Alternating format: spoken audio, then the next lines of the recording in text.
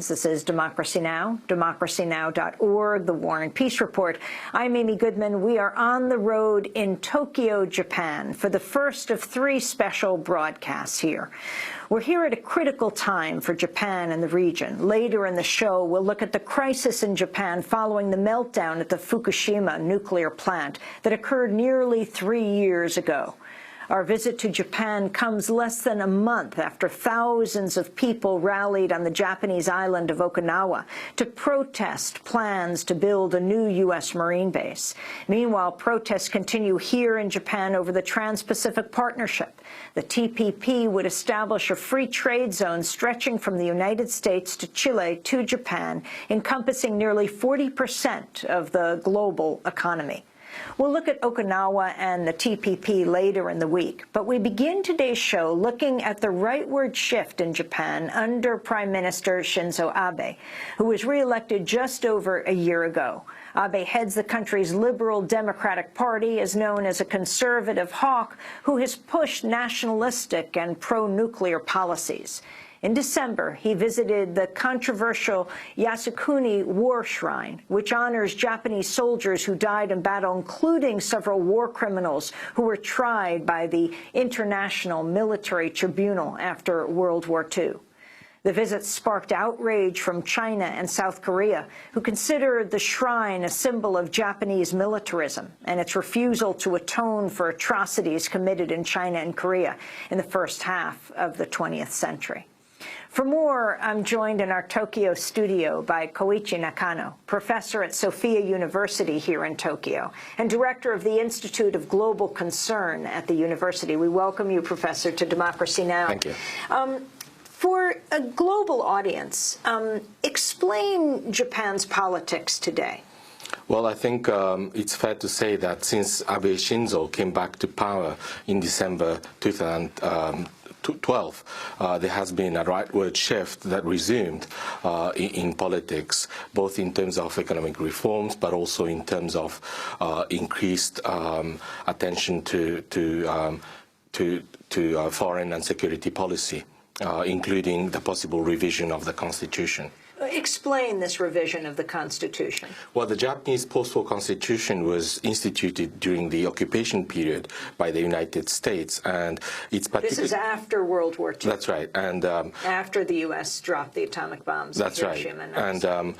And because of the militarist past that caused a great deal of damage to the region and beyond, there was a great deal of efforts to democratize and demilitarize Japan with the new Constitution after the Second World War. And it's particularly famous for the Article 9 that renounces war and war potential as a country. The U.S. said they couldn't have a military. That's right. But they, in fact, have developed one under a different name. Right. It's called a self-defense force, and it has big capacity to defend it, to defend the country. But there are still constitutional bans on Japan dispatching troops abroad, for example. I wanted to go to the Japanese Prime Minister, Shinzo Abe, or Abe Shinzo. Abe is last name, That's Shinzo right. is first, but in Japanese you say the first name last and last name first. So let's go to Prime Minister Shinzo Abe after he visited the Yasukuni War Shrine.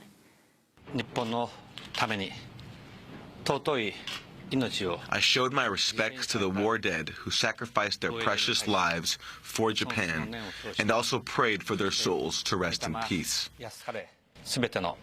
I also prayed for the resting of the souls of all the people whose lives were taken by war. Additionally, I vowed for a renunciation of war, and I was emboldened to create an era where people's lives would not be engulfed and pained by the misery of war.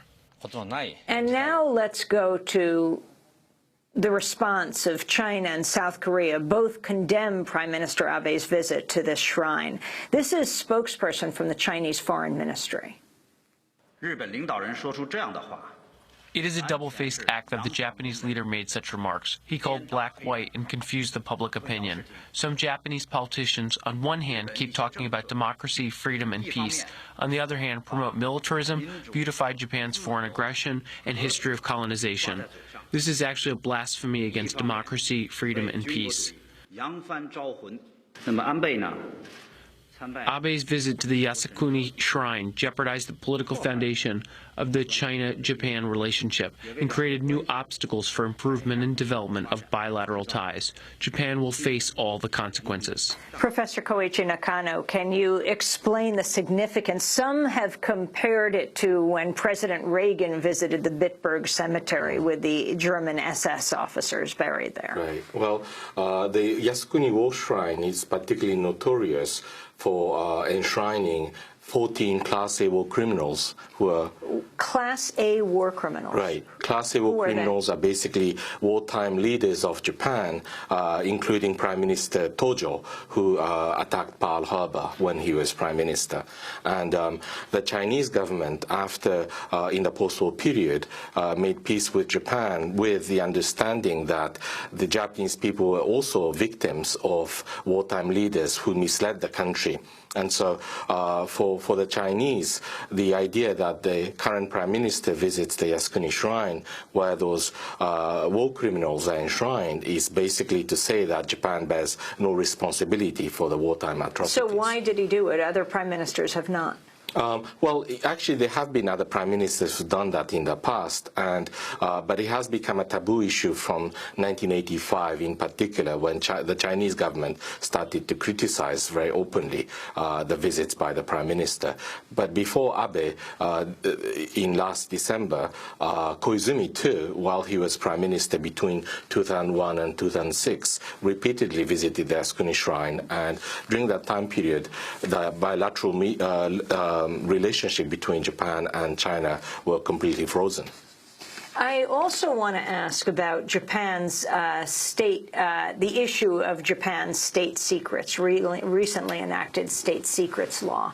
In November, the U.S. ambassador to Japan, now Caroline Kennedy, endorsed the law, saying, quote, "We support the evolution of Japan's security policies as they create a new national security strategy, establish a national security council, and take steps to protect national security secrets." Right. The pressure coming from the U.S. has been going on for some time, and at the very latest, I think, already from 2009. And so the bill of state secrecy has been in the pipeline for some time, and Abe this time, seizing the opportunity by securing the majority in both houses of the parliament, went ahead in combination with another bill, as you just mentioned, that set up the Japanese version of the National Security Council. And talk about state secrets. What are these state secrets? Well, it's very poorly defined. It of course, concerns primarily security issues and anti-terrorist measures.